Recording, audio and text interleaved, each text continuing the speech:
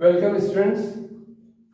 आज straight line का जो वीडियो चल रहे हैं उनका एक सीरीज है। क्वेश्चन नंबर 6 में देखते हैं, without using the Pythagoras theorem show that the points 4.4,4, 3,5 and -1, -1 are the vertices of a right angle triangle। एक राइट एंगल ट्रायंगल है जिसके 3 वर्टिसेस दिए हुए हैं और तीनों के कोऑर्डिनेट्स दिए हुए हैं। आपको प्रूफ करने हैं कि ABC is a right angle triangle. अभी आपको मालूम है, if the slope of 2 lines are such that their product is -1, तो क्या होते हैं, वो परपेंडिकुलर और नीचे अदर होते हैं। तो हमें अगर M1 और M2 का प्रोडक्ट -1 प्रूफ कर देते हैं तो हमें ये प्रूफ हो जाएगा कि ये परपेंडिकुलर है। लेकिन हमें मालूम नहीं है,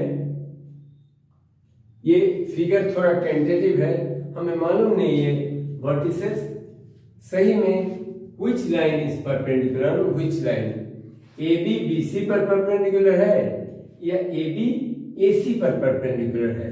इसलिए इसको हम टेंटेटिव अभी बनाए हैं। देखते हैं एक्चुअली में क्या होने वाला है। हमें M1, M2, M3 तीनों स्लोप्स को निकालना है। तो चलिए, AB का स्लोप अगर M1 है तो हम M1 निकालते हैं। और M1 कैसे निकलेगा, आपको मालूम है, if 2 points are given on a straight line, you can always find the slope of the line by y2 minus y1 divided by x2 minus x1। तो हम करते हैं 4 minus 5 divided by 4 minus 3। तो 4 minus 5 minus 1 upon 1, तो M1 बन गया -1। तो अब M2 करते हैं इसी तरह, किसी को x1 मानिए, किसी को x2 y2 मानिए, बात बराबर है। इसको अगर x2 y2 लेते हैं, इसको x1 y1, y2 minus y1, 5 minus का -1 यानी कि 5 फिर माइनस और -1 तो प्लस बन जाएगा, divided by x2 minus xy, x2 minus x1, 3 फिर माइनस और फिर अंदर में माइनस, तो +1 बन जाएगा, यानी कि 6/4 3/2। तो ये तो समझ में आ गया। M1 into M2 करने से हमें -1 कतई नहीं मिलने वाला है। So this diagram is not correct, this diagram is not correct. हम देखते हैं M3 निकालिए। M3 में भी x1 y1 और x2 y2 ले लेते हैं, तो y2 minus y1, 4 माइनस का -1 तो +1 divide by x2 minus x1, तो 4 +1, 5/5 यानी कि 1। अब आप देख रहे हैं, अगर मल्टीप्लाई करते हैं आप M1 और M3 को, तो क्या आने वाला है, -1 into 1 which is -1। तो अगर आप सोच सकते हैं कि ये करेक्ट फिगर नहीं है, तो आप देख सकते हैं ये क्या है, M1, that means AB is perpendicular on M3 क्या है, AC का है, perpendicular on AC। तो हम इस तरह से फिगर बना सकते हैं। AB और AC, ये राइट एंगल बन गया BAC। C -1, -1, A 4, 4 और B 3, 5।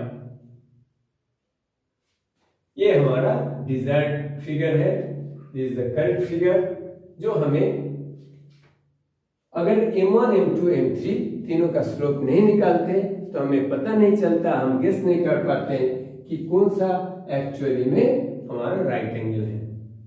होप आप इसको समझ पाए हैं किस तरह से हमने प्रूफ किया। Without using Pythagoras theorem, only we have used the slope formula of the straight lines.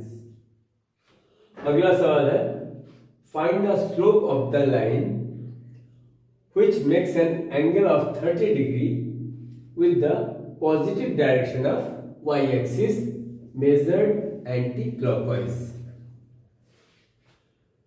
इस बात पर ध्यान देना पड़ेगा, 30 डिग्री एंगल तो बना रहा है लेकिन with the positive direction of y-axis। ये पॉजिटिव डायरेक्शन ऑफ y-axis का क्या मतलब है? ये एक्स एक्सिस से नहीं बना रहा है, ये समझने की जरूरत है।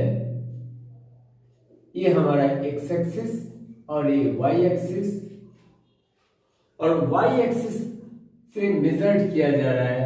वाई एक्सिस से पॉजिटिव डायरेक्शन क्या होता है? हमेशा एंटी क्लॉकवाइज को हम पॉजिटिव एंटी क्लॉकवाइज को ही हम पॉजिटिव डायरेक्शन कहते हैं, एंटी क्लॉकवाइज को ही हम पॉजिटिव डायरेक्शन कहते हैं। इसलिए वाई एक्सिस से पॉजिटिव यानी कि इस तरफ को एंटी क्लॉकवाइज जा रहा है, तो हम इस तरह का एंगल बन रहा है जो 30 डिग्री यहां पर बन रहा है। ये लाइन जो है, this line is making 30 degree from the Y axis in the anti-clockwise direction। अब हमें इसका स्लोप निकालना है। तो स्लोप क्या होता है? Slope equal to tan theta, और थीटा क्या है? थीटा है ये वाली थीटा है, the angle is formed from the x-axis in the positive direction, that means measured in anti-clockwise। तो ये एंगल, ये y-axis और x-axis के बीच में जो एंगल है, ये तो है 90 डिग्री और ये 30 डिग्री। तो हमारा थीटा कितना हो गया? थीटा हो गया π/2 प्लस 30 डिग्री, या तो इसको आप 90 प्लस 30 भी लिख सकते हैं, 90 degree plus 30 degree.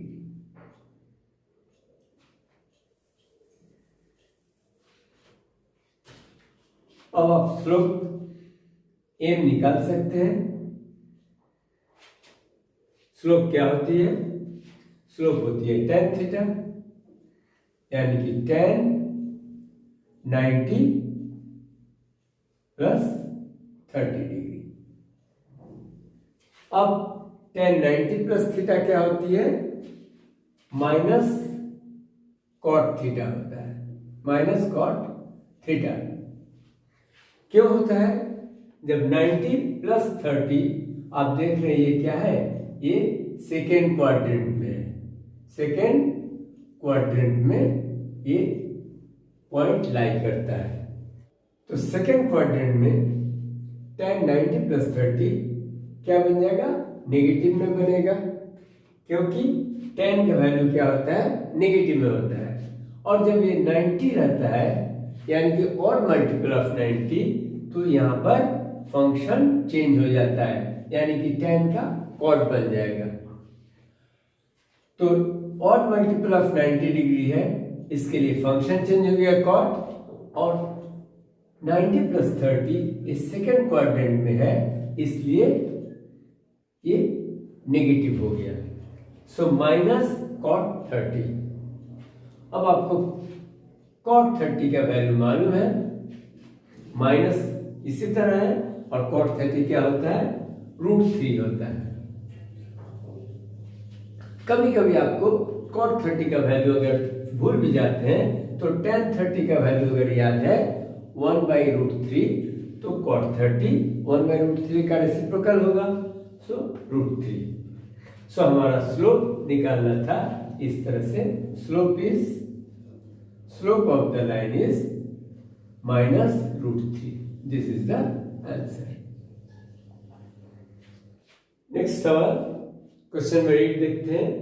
Find the value of x for which the points x, -1, 2, 1 and 4, 5 are collinear.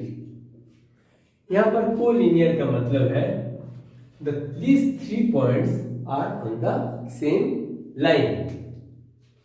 तो ये एक लाइन है और इसके ऊपर a पॉइंट है, इसका कोऑर्डिनेट x, -1 है, b है जिसका कोऑर्डिनेट 2, 1 है, और तीसरा c भी है जिसका कोऑर्डिनेट 4, 5 है।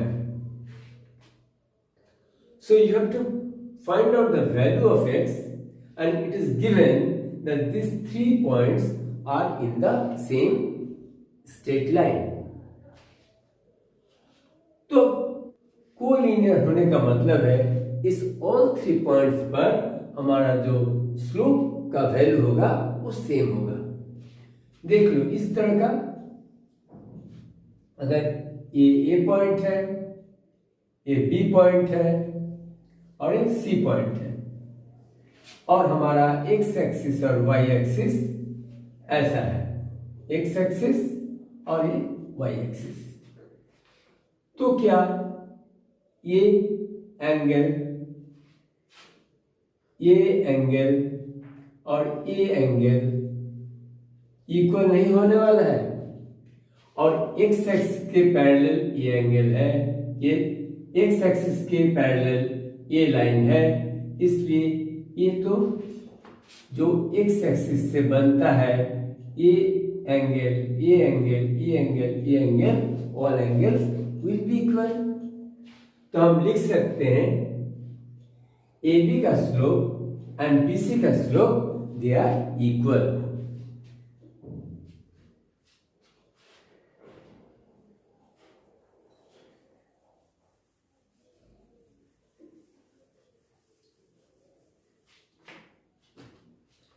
So our solution will be, since A, B and C are collinear, so slope of AB will be equal to slope of BC। इसका स्लोप और इसका स्लोप, दोनों लाइन का स्लोप इक्वल ही होंगे। सो इसका स्लोप निकालते हैं, y2 - y1, 1 -1 divided by x2 - x1, यानी कि 2 - x। फिर इसका स्लोप निकालते हैं BC का, y2 - y1, so 5 - 1 by 4 - 2, 1 minus minus का 1, सो 1 + 1, तो इसको हम लिख सकते हैं 2/2 - x इक्वल टू 4/2। इससे आप कैंसिल कर सकते हैं 2, इसको इधर करते हैं,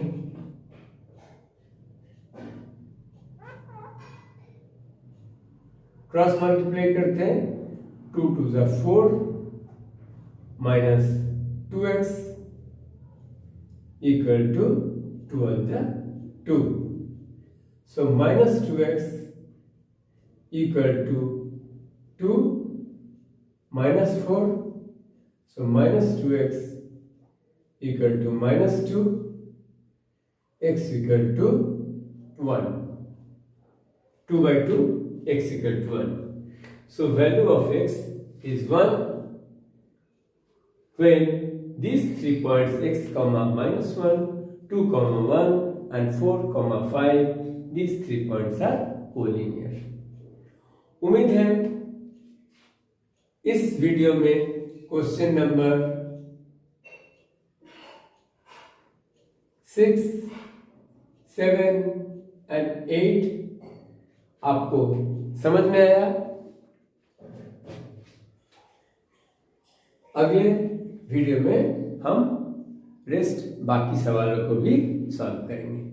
तब तक के लिए बाय बाय, टेक केयर।